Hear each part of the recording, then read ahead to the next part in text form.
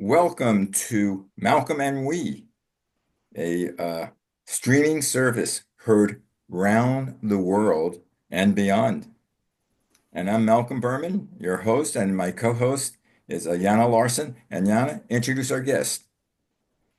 Yes, today we have Daniela Gioseffi, and she is an award winning American author and activist known for her poetry, prose, and work on social issues. She grew up in New Jersey, the daughter of immigrants.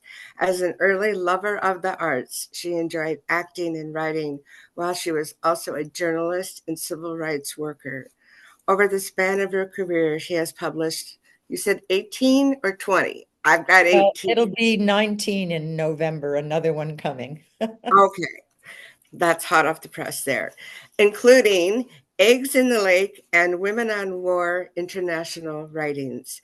Her work addresses topics such as feminism, prejudice, and cultural heritage, and has been featured in prominent publications. Her influence is global, with her works translated into multiple languages and a docudrama on her life shown at universities. As an activist, she has been an ecofeminist since global warming first came to the attention of the public in the 1970s. Her compendium of world literature on prejudice, a global perspective in 1993, won a World Peace Prize from the Plowshares Fund and was presented at the UN. It contained an excerpt on environmental racism by Al Gore. Women on War International Writings has been in print for over 25 years as a women's studies and peace studies classic. Her writings have appeared in The Nation, the Paris Review, the New York Times, and other periodicals. She's also a member of the Sierra Club, the Climate Reality Project.org, EmpowerNewJersey.com, and Make Polluters Pay, and Indivisible.org. Indeed, she is a one woman powerhouse, a wordsmith, a soulful activist, and a guiding light, and her work will certainly live on. You can find out much more about her work at danielagioseffi.com and http:// www.echopoetry.org. Oh, thank you, Yana. That's one of the nicest introductions, very full, that I've ever had. Thank you very much. It's good You're to be welcome. here with you and Malcolm. You do good work to save our environment and our planet home. Again, I said, your face is on the bottom. You're slipping down again. Sorry. Slipping off the side of the world. I'm in a rocking chair, so sometimes I Oh, rock okay. back. Sorry. Uh, Well, Malcolm, I had interviewed her earlier with you weren't there for some reason, so I went ahead and interviewed Daniela, and I knew that we had to have her back. And also, she's been on our most recently on our MLK 40 Days of Peace event, and she was a great guest there. thank Well, you. my question is, you have a great background, but what have you done lately? Well, lately, that's what I would hope to talk about today. I'm giving lectures on the dangers of microplastics, the silent killers that we're not as aware of as we are of fossil fuels destroying our atmosphere.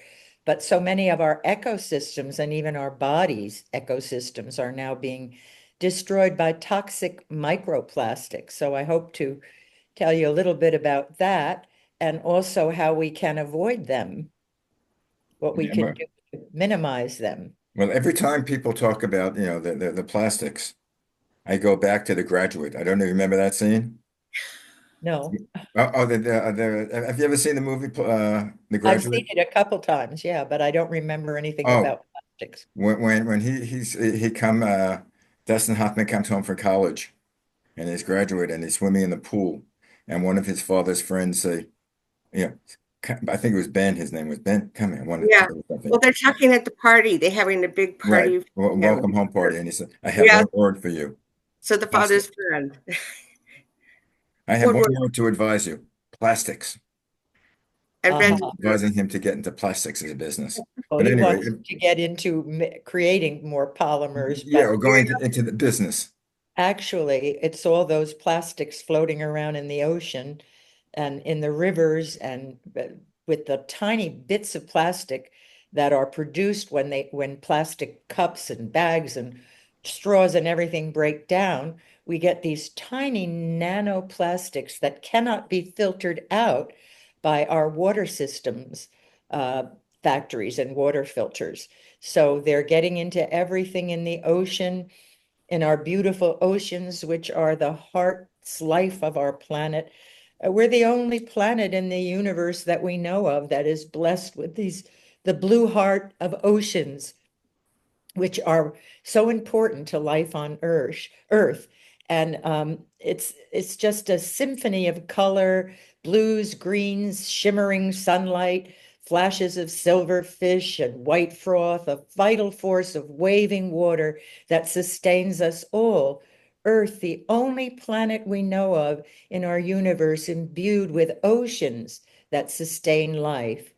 So these microplastics float around in all the waterways and sink into the bottom of the ocean, and they clog up the incredible uh, fish life that we depend on to live by. So many cultures live on fish, and they're also destroying the uh, the the oh, I'm looking for the word, the shelves of all the ocean life where things live at the bottom of the ocean. And the And reef. the reefs, that's the word I was looking for. It happens when you're 84 that you can't always Happens get to me words. too. Even though I can talk like a machine, I can sometimes miss a word. But that's exactly the word I wanted, Yana. It's destroying the reefs. And the reefs are where so much ocean life lives, and the plastic is clogging them up and getting into the sea turtles and the fish and and when we eat fish now from our plate, it's full of plastic that gets into our bodies and our bloodstreams. It's creeping bits of toxic poison contaminating food chains, threatening life, ultimately tiny plastic particles that come from various sources, uh, both in our supply food chains, in the products we use, even our clothing made from polyester. The lint that comes out of the washing machine is full of microplastics that end up in the landfills and get washed into the water aquifers. So even polyester clothing is a horror for producing microplastics. What do we do about it? I mean, that's been for a while, people have been complaining about that, and they've done tests on animals and on humans, and the microplastic is in their systems. Oh, What yes. do we do about it? Well, it's even in fetuses. So Yeah. I just want to say that people who are out there promoting the right to life are promoting the right to death when they say, oh, plastic straws are better. I don't like paper ones, like we just heard from you know who. And Pam Bondi. well, you know who it was who said that we Yeah. get rid of this idea. And I live in New Jersey where we have some of the greatest plastic pollution laws to prevent plastic pollution in the United States because uh, millions of tons of plastic straws were picked up and cleared off the New Jersey shorelines. And the New Jersey shoreline is how New Jersey makes a lot of its economic living. And these plastic straws were keeping people from enjoying the beach, getting in their feet, hurting them. They were swimming in them. It was a mess, and that's why it was really an industrial reason and an economic reason that made New Jersey create these great plastic rules against plastic bags that are disposable, plastic straws, all kinds of plastic. So what can we do about it? Well, for one thing, we can use more reusable plastic containers. However, even though they will give off some bits of plastic as they age, but we use far less plastic when we use reusable plastic. The throwaway plastic is a horror. There's no avoiding plastic completely in our time, but things are happening. among scientists, if they're funded to do the research. We can use reusable bags, which is the law now in many countries. And in New Jersey, you have to use reusable shopping bags. I used to be a birder, and we'd go out in the woods and oh, there's a bear in the tree, and we'd get closer. It was a big plastic bag up there. I mean, plastic bags were everywhere in the forests and the wind blowing everywhere. And so one of the things we can do is many states now have laws against plastic bags, plastic straws, other throwaway plastics. But one of the things we can do is uh, tell our supermarkets and uh, bird dog them to use more compostable more compostable produce bags. First of all, we can buy produce, buy it in open markets like farmers markets, which are a very good place to patronize.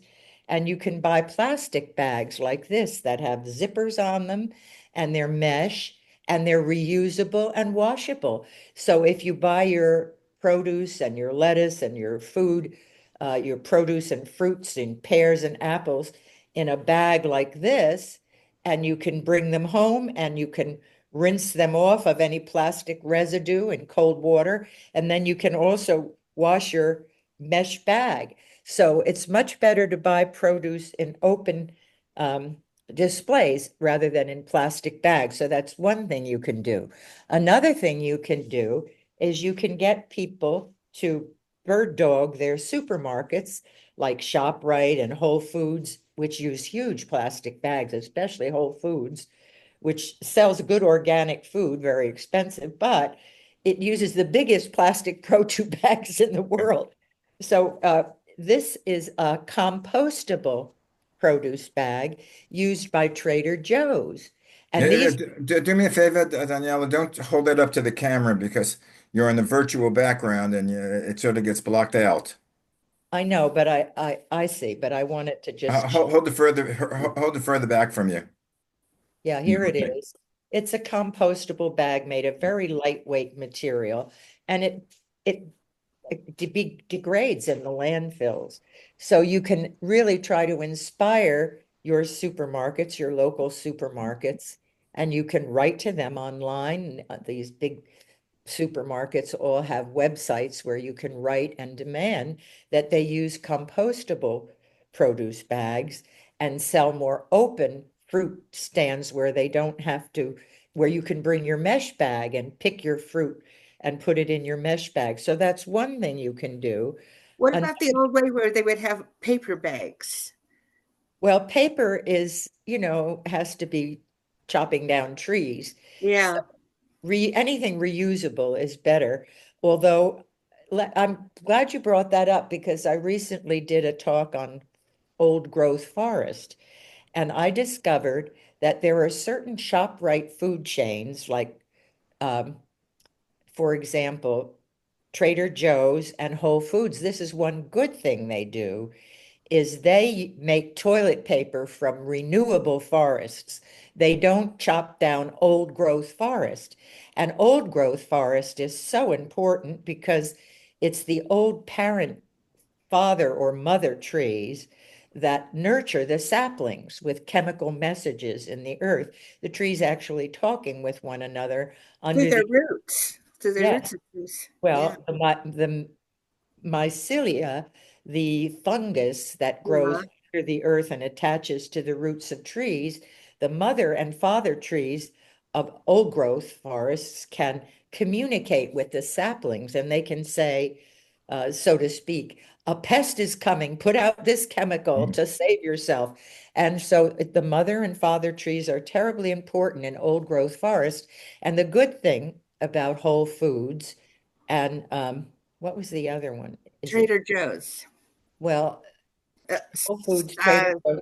is it The Shop Right? you have to read on the paper rolls. It'll tell you right on the plastic wrappings, these or the paper wrappings, these toilet products and napkins and things come in. It'll tell you if they are are using renewable forests rather than old growth forests, and it'll actually be printed there. But there are some supermarket trains uh, uh, uh, that use only renewable forests to make paper products. where are there? And let me just finish. Okay. The horrible thing is we're making toilet paper and toothpicks and chopping down the old growth forests that actually sustain our atmosphere on the planet. So this is serious business, not to chop down old growth trees, trees that are old and nurturing trees, because once you chop down that mother or father tree, the forest can't rejuvenate. And it's the forests that are putting out the atmospheric balance. They give off the The oxygen and oxygen. soak up our carbon dioxide. And how many people walking down the street stop to think about atmospheric balance, which is the only way life can live on Earth? So I wanted to make the point why old growth forest is so important. Now, where are the old growth forests? Are they in this country or are they? Well, one of the most famous ones is the giant forests of redwoods in California. Actually, the giant redwoods, Sequoia gigantea, only live in China and California, and they Hmm. began to be burned in wildfires, and luckily enough of them survived the recent wildfires. But those trees can grow to be 3,000 years old, older than the birth of Jesus Christ on Earth. And when they fall, their old logs produce huge ecosystems of creatures of all kinds and fertilize the forest floors. So but that's just one example of old growth forests. The aspen trees are one big, huge tree, all connected by roots in the earth. And you know, Yana, where they grow. Where do In those Colorado. in Colorado, which is where you were born, yes? No, I was raised there. I was actually born in Connecticut, but yeah, I was raised in Boulder and in the mountains, Rocky Mountain National Park, and everywhere in Colorado. I was But what do you do about an administration that wants to chop down trees to clear the land to drill baby drill so we get more oil or more coal or more whatever we get from the ground and completely decimate the forests? One of the things we used to be able to do when we had an administration that listened a bit better. Joe Biden's administration wasn't perfect, but he was one of the best administrations that came along to preserve the earth and the old growth forest. And he made all kinds of laws and rules about that. But now we have an administration with an orange monster who doesn't care anything about earth science. He knows nothing about ecology. He knows nothing about science. He's promoting plastic straws and chopping down trees and drill, baby, drill. And it's a disaster because there isn't a heck of a lot of time left to save the climate from disaster, a catastrophe of no correction. So I don't know. Last time I looked, the great climatologists like Michael Mann were saying we had about 5, 6 years, and now we've got this person in control. But here's what I think you all know about Governor Inslee of Washington State.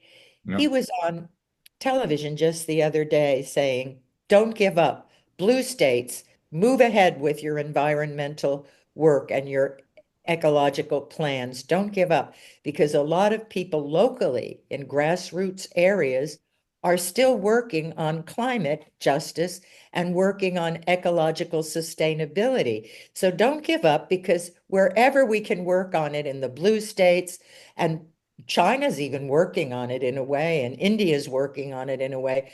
Mundi, who's a dictator, has actually planted millions of trees along the roadways of India. In other words, sustainable ecological plans are proceeding all over the earth, grassroots and in different places. So Governor Inslee, who was the only guy who ever ran on the platform of climate salvation, and he ran Washington State as the governor, where they had the best ecology and sustainability. he was on the television saying, don't give up. Wherever you can work on sustaining the planet, it will count. So that gives us some hope. And if you're in a blue state, it's easier, but even in a red state, in your local community, my local community here is working very hard on ecological sustainability, and townships can work on it, states can work on it, not just federal governments, but there are governments all over the world working on this. Yeah, but So, the two words I've learned to hate recently, it's called executive orders. oh boy, I know what you And mean. and he takes pride in saying, I get rid of all the, or administrator. He takes pride of saying, I've gotten rid of all the regulations. All the things that stop the business and all the things, the regulations he's talking about is clean air, clean water, digging, knocking down forests without replacing them. And he's making that like a national thing. Our national parks, I And think he's he's trying to making make, us the most hated nation in the world right. now, losing all our allies. He's destroying the economy too. But he's a very sick man. Both he and Elon Musk had literal Nazi fathers. If you read their biographies, you can pity them. They literally had fathers who were Nazis. For example, the Musk fortune was built by Earl Musk with emerald mines using literal slave labor in South Africa. And his father was a Nazi. He was horribly treated. The childhood of Elon Musk was miserable with his horrible father, whom he called the most evil man on earth himself. I mean, the man was a pedophile. He was a he beat his mother. He tried to murder Elon Musk's mother. And Trump had a horrible Nazi father who literally, you can find the old news items, was arrested marching with the Ku Klux Klan in New York. And when Donald Trump, at 10 years old, felt very unloved because he's taught there is no love but money, and he punched his piano teacher in the mouth, and he got sent off to military school. God knows what happened to him there, because boys can be very nasty when there are no women around and their testosterone is blooming, and they do all kinds of cruel things to each other in the night. I mean, they light the flatulence of each other's farts. I mean, Mhm. with lighter fluid, they do all kinds of horrible sexual acts to each other. So God knows what happened to him in military school that made him so crazy. But Donald Trump has been literally diagnosed as a narcissistic sadist by hundreds of psychiatrists and psychologists. They even have an online site where they were diagnosing him in his first administration. He's a pitiable human being who was raised as a Nazi to be a narcissistic sadist. And it's a pity because he's a very, very sick, sick man, a satanic figure who's destroying everything. I don't know why Elon Musk didn't get the point. Everything Trump touches is destroyed. And now Musk is being destroyed and Tesla is being destroyed by Donald Trump. He's like a satanic figure. Everything he touches is destroyed. But he's like a messiah figure because people say, oh, whatever he says, they believe. Like when he went back on the tariffs, for the 90 days. Oh, yeah, that was planned. Well, Everybody, that was a great way for inside trading. One minute right, he's putting out, oh, a great time to buy is when the market is low. And the next minute he's raising it up again by postponing the right. tariffs for 90 days. And people in between there could have done a lot of inside trading, and that's being investigated now. Well, because that's what he said to a group of people the other day. Oh, you're the millionaires here. I made you millions of dollars. It's not even millions of dollars, it's billions of dollars But he's also lost billions, trillions even of our economy of worldwide. us. But that doesn't make a difference to Yeah, him. more by the working class than by the billionaires. But even the billionaires are getting skittery now about it all. And I think there may be about 6 or 7 Republicans who might vote for a bill that's been introduced, and it's coming up soon. It's a bill about returning the power for tariffs to where it is in the Constitution by the Congress. By the It's Congress. only been some executives of the U.S. government, some few presidents who keep using it with a executive order, but it's really supposed to be the power of the Congress. But let me go Yeah. into a little bit of what you said, Malcolm, about why uh, there is such craziness on the part of these Republicans who follow him. First of all, we have to remember that QAnon is a lot of MAGA people believed in QAnon. And the MAGA people are really quite pitiable. For the most part, they are blue collar workers who lost their jobs to technology. And the federal minimum wage was never raised to more than 7.25 an hour. So nobody can live on 7.25 an hour. That only gives you about 20,000 a year. Nobody can live on that anymore in the United States. So these blue collar workers who can't even make a living working two jobs, half starving, paycheck to paycheck, they started joining Trump, just like people joined Hitler when he promised a chicken in every pot, and Trump promised to give them better wages and cheaper groceries, and they fell for it. But what about this Messiah thing? That's interesting to understand. There are a group of far right-wing Christians who believe that he's the Messiah because they believe in revelations in the Bible where the world comes to an end and Christ returns to the Temple Mount and takes all the true Christians with him to paradise and leaves the rest of us heathens behind. The problem is that the Temple Mount is where the great Muslim temple in Israel is in Jerusalem. So Trump got ahead by moving the capital of Israel to Jerusalem. And Netanyahu is a far right-wing Zionist, and far right-wing Zionists are in cahoots with far right-wing Christians who think that, they want the same thing. Netanyahu wants complete control of the river to the sea, and the right-wing Christians want control of the Temple Mount so Jesus can come back and take them to paradise. And these are warring forces in our world today that are destroying our planet. Well, I don't know about the Zionists, but the ultra religious Jews. Well, I'm talking about the far, far right-wing Zionists. I have a Okay. lot of friends who are Zionists and all my Oh Jewish, yeah. and every Jewish person I know here calls Netanyahu the most anti-Semitic person on earth right now because he's destroying the reputation of Israel. He's committing genocide, and two wrongs don't make a Right. right. He's creating anti-Semitism because what he does, I sometimes become anti-Semitic. Yeah, Maybe well, not anti-Semitic, but no, I no, not feel that anti-Semitic. By the way, the Palestinians are also Semitic tribes. So the great tragedy is you have these two Semites killing each other through the years. we are all our cousins. I mean, that was That's what I'm saying. the, Yeah. that was the illegal son of Abraham, Ishmael. When all Semite, yeah two Semitic brothers, yeah. because of the craziness that extreme religion can cause, are fighting each other through the ages. And it's a pity. They both come from the same land.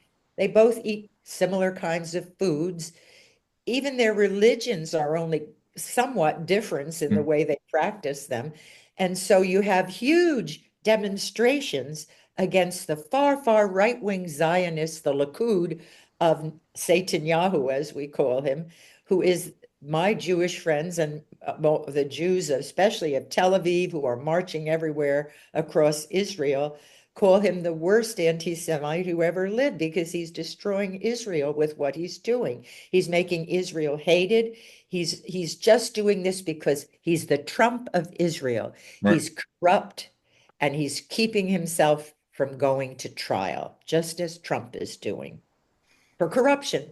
Yeah, definitely. Yeah, that I never understood even between I'm a very simplistic, like the difference between like Catholicism and Christianity and Judaism. I always say it's my cousin. Uh, Jesus is my cousin. Jesus His was a Jew. Let's not forget that. right. He was Jewish. And he came His right out of the stories of the Old Testament, the right. Torah. But His Yana and I are Unitarian Universalists because we accept all people of good yeah. faith, not the extreme fanatics, but all people of good faith who want peace among all the great world Right, religions. right. As I say, Jesus, his parents were Orthodox Jews. So he was Yep, born an Orthodox Jew. He was circumcised. They have, I think, the seventh day, it was a day of obligation in the Catholic Church. yep. And he was bar mitzvahed. Well, Christianity is built on Judaism, and the New Yeah. Testament is built on the Old Testament, and the Bible is both the Old Testament and the New Testament. And that's why we should give Yana a word here about being a Unitarian I'm universe. fascinated listening, but I also wanted to have Daniela talk about the indivisible.org and the whole hands off movement that happened this past weekend. And what have you heard about what's coming forth on April 19th? Well, I don't even want to mention. It's so scary. And I don't know if it's just a rumor or an underground rumor that there may be martial law declared. That's what I heard also. So we're all hearing that. And I work with progressive Democrats, which are the Berniecrats. By the way, it's something a Jewish person can be very proud of, that the best man who ever ran for president is a socialist, democratic, socialist Jewish guy named Bernie Bernie Sanders. Sanders, I I love it. wish I had his energy. I mean, he's He is 84. amazing. Even with his heart attack, he's still He is getting the biggest fantastic. rallies everywhere with and working with AOC. The story of how AOC made it into Congress is a fascinating story. She Yeah. had no money. She went from door to door Yeah. with a shopping bag of flyers after she was bartending in the evening. I mean, she came from nothing and made it into the House But, of Representatives. guys, I hate to interrupt you, but my buzzer just rang. We're at the end of our show. But what I would like to do, I don't Let know me just quickly talk about Indivisible. Okay. They did these beautiful demonstrations all over the world, which were perfectly peaceful. No one was arrested in every hamlet, township, state, house, all over the country. That's what was so beautiful. Last Saturday, they were fantastic. They're planning more of those, but we do have this worry. So we must keep them peaceful, and more demonstrations are planned. But there are other things, calling representatives, writing to them online, all sorts of things you can do. You can work locally, statewide, nationwide, everywhere. Yeah, okay. Daniela, my suggestion is, I don't know how your schedule is, but we'd love to have you on additional show because you're not 1/2 hour to talk to. We could talk to you for 2 days straight. I So never don't shut up, forgive me. so, Part so, of it is anxiety. I'm trying to get all the news out there to so my all right. grandchildren So, but can. I don't know if you would get together with Ayana to schedule another show within the next few weeks. I'd love that. Well, Well, how about the second Friday in May? oh gosh, isn't that just before Mother's Day? Mother's Day is Well, the 11th. well, we could work around it. Yeah, I think later in May would be better because we've Okay. got Well, I'll Mother's let Day. you guys get together, but Okay, we record this on Fridays. Uh, okay. but Friday's good for me. we have the latitude. I could do this 3 o'clock in the morning. Oh, You know. well, Fridays are good for me, and 2 o'clock in the afternoon is good. Okay. So Well. let's pick a Friday after mid-May. Okay. Okay. Well, but you guys talk. We'll do it, and then we'll promote it on our other shows when you're on again. Because I could see you coming on with what you're doing and what's happening at least once a month if you're available. Sure, and I'm getting used to you people and your lovely show, Malcolm and we, and Yana, the glamorous Yana. And I'm so glad to meet you for the first time, Malcolm. Yeah, same here. And what which I call it is Jewish geography every time I see someone from Brooklyn. Well, what high school did you go to, you know? Brooklyn has made great people. Right. But we'll go over that also. Yana, I'm sorry about that. But Colorado has some good people also. Oh, Yeah. yes, Colorado has some of the greenest towns in the country. Anyway, guys, I hope we can survive another week. I hope so. But thanks very much. Thank you. And you're listening to Malcolm Presents. Well, actually, you're listening to Malcolm and We, heard on malcolmpresents.com And beyond. and beyond. Thanks again, guys. Bye. Bye bye.